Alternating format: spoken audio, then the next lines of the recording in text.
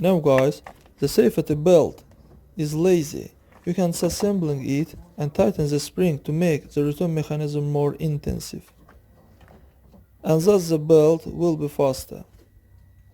I have the video on the channel about assembling the belt. You can also wash the seat belt.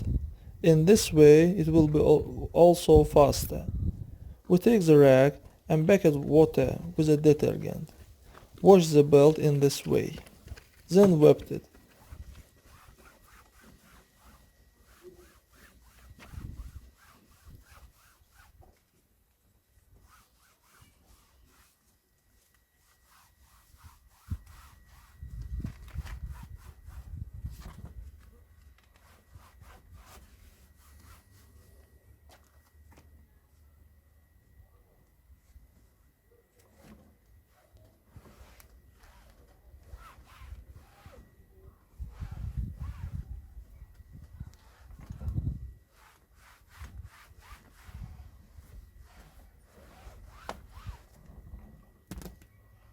Now guys, after that the belt will came back more intensively.